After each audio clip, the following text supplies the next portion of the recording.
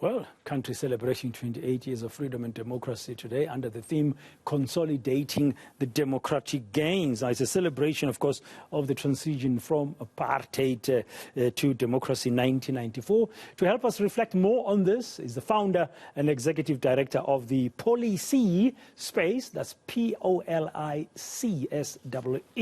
Mr. David Maimela. Good afternoon. Happy Freedom Day to you, and thank you very much for your time. Did the president hit the right notes, in his speech today? What do you think? Let's just begin there as an overriding question.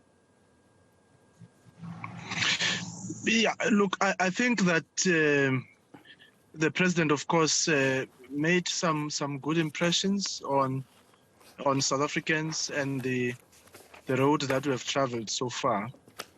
But I think the questions or the challenges or even the focus areas remain actually the same, and they've become even more urgent as we edge towards the end of the third decade of our democracy.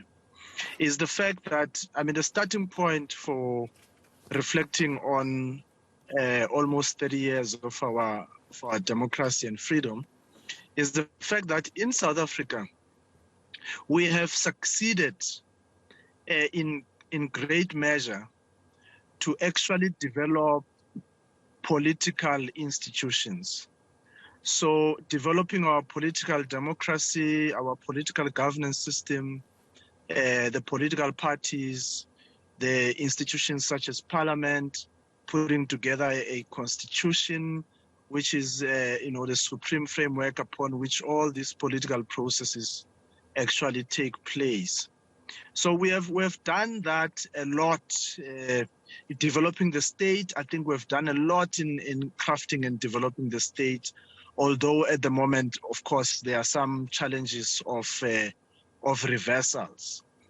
But then the challenge is at two levels now. The challenge is at the level of developing the economic institutions that must actually produce the quality of life that we expect for all South Africans. And the other challenges on the social institutions, such as the education institutions, as well as our health institutions. Those are the two areas that South Africa needs to get on and make sure that we expand our people's freedoms on those areas. Those two economic and social institutions that you say that's the biggest challenge going forward, they need a capable state to be there as well, or they don't. No, they definitely do. They definitely do. So this capable state, if you take an example, and I know I might sound controversial, I don't mind. You may take the example of the Afrikaner people when they took over the country for over a period of 40 years. They of course, they developed a very repugnant political system that excluded the majority of this country. So the pendulum almost actually has shifted and turned the other way around. So when they were in power, they succeeded, of course, for a minority few, to develop the economic institutions and capabilities between the state and the private sector and state parastatals and so on. That entire infrastructure served very well the economic interests of a few. And they succeeded in that regard. But they also succeeded, in establishing, again, for that exclusive society, to establish these social institutions that I'm talking about, your healthcare and your education and so on. But what we have as a challenge today in South Africa is that our population has grown faster than our economy could grow and absorb everybody in terms of meaningful economic participation. So, and that's where we are now. And you are right, it requires a capable state. And in order to establish a capable state, you firstly need to define it properly, conceptually. You've got to empower it, build the capacity, make sure you have proper leadership, but also make sure that you have the ability to mobilize the resources and the talents to deploy them so that you can have economic development. The private sector's role? That one, then we've spoken about it a lot. That I think South Africa's private sector cannot be left untouched. The progress or the successes or the failures that the country makes also reflects on the nature, the type, and the quality of the private sector we have. We have got almost for several years now an investment strike, which could be attributed to maybe the trust deficit, or others, as they would say, the absence of the truth. Because in order for us to really develop our country and move forward and achieve even reconciliation and higher returns on growth, you've got to make sure that there is reconciliation. And without proper reconciliation, I mean, we know as a matter of fact that the economy is largely in white hands, in white institutions, and so on.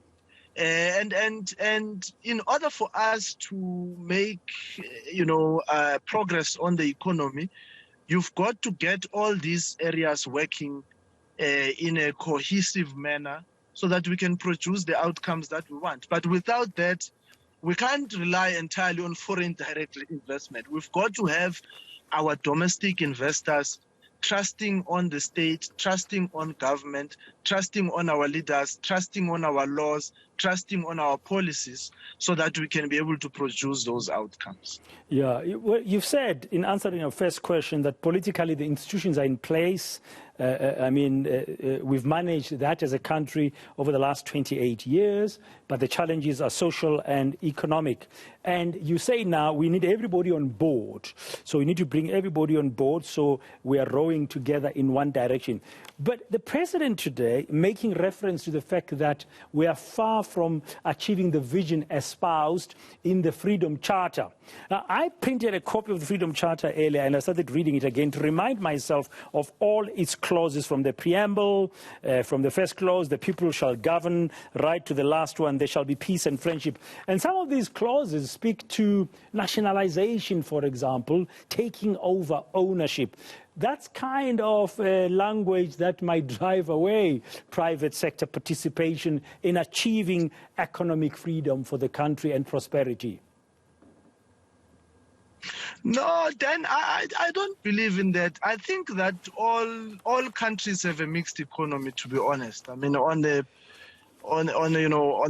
a fair balance of the evidence, when you look at the United States, I mean, the United States government, one of the most liberal and even, most liberal societies that believes in extensively in a free market economy, they actually participate in some of the key industries in that country.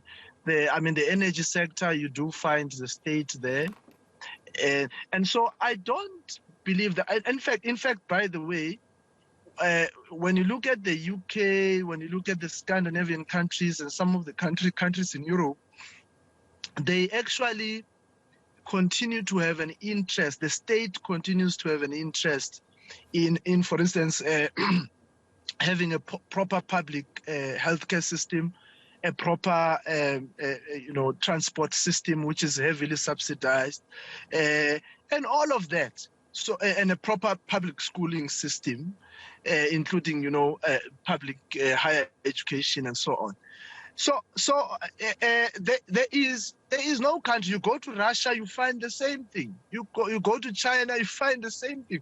Of course, in China, there's more heavy participation of the state, but there is no country, in the world that just has a single track type of an economy. And people should stop creating scarecrows. What needs to happen actually is to even stop the artificial and the false dichotomy between the private and the public sectors. Because the economies that are working well and are producing the outcomes necessary for progress are those that actually have got proper institutional arrangements between the private and the public sector. And that's all we have to do. But in South Africa, our practice of, or even our aspiration for a developmental state has not even touched the area of us having to perfect institutional arrangements between the public and the private sector. And that's a major area that we're not doing well on. Okay, we've got 2 years to the 30 years of democracy. You mentioned that. We're going to be a third way there. We're going to be 30 years, 3 decades rather. That's many, many years. I interviewed a young South African a short while ago, David, as we are marking this anniversary here on eNCA today. She was born 2 weeks after the first multi-party democratic elections on the 27th of April in 1984. She has no 1994. She has no recollection of apartheid, except she never lived it, no experience, just what she's heard, what she's been told, what she's read in the book. What she has experience of is what she calls this democratic government, which she has, as a young South African, she has found to be not responsive to the needs of young people, and they're the future. So, I mean, if you were advising the governing party or any other political party ahead of 2024, in order to take this country forward with the future, which means take your young people along with you, today they face a lot of unemployment. The education system is not really favoring them with the new skills. What would your advice be to those political parties who want to make sure that they bring along the young South Africans beyond 2024?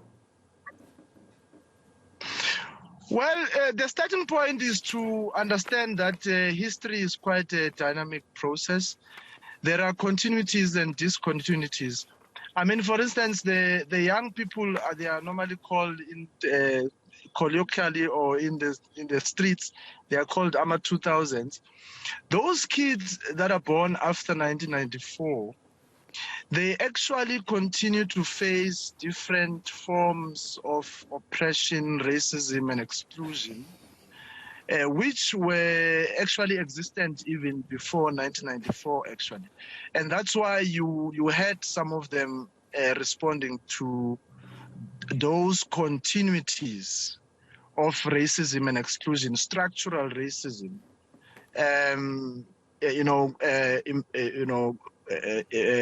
cultural imperialism, and all of those concepts that we have had in the past 5 or 6 years. They went onto the streets, most of them, and said roads must fall, fees must fall, and all of that.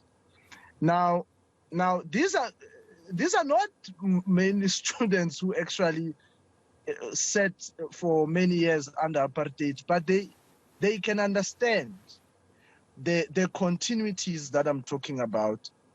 How certain forms of racism and exclusion actually reproduce themselves in present-day South Africa. So the political parties of today have got to find themselves again, articulate the basic principles of why there was a struggle for freedom, to begin with. Because it's not difficult to reconnect with the current generation, because as I'm saying, they actually articulated very well racism in our present day South Africa better than some of the old parliamentarians you find in parliament. They articulated it very well, politics of identity and all of that. They articulated them very well. So they understand that. And by the way, it is the same young people who, by the way, understand not only colonialism, but they also understand slavery. They understand slavery, why there was slavery, what happened during slavery, and why, for instance, some of them are calling for, the reinforcement of the messages and the movement on reparations. So you've got all of these things happening in our society, and the discourses. But you do not have smart enough political leaders and political parties that can capture the imagination of these young people, because they know these young people where they come from, they know what is wrong with our society, and they know what is right and where we should be going. Thank you very much, David Maimela, founder and executive director of the Polisee space, helping us as well this afternoon to reflect on the 28 years of democracy.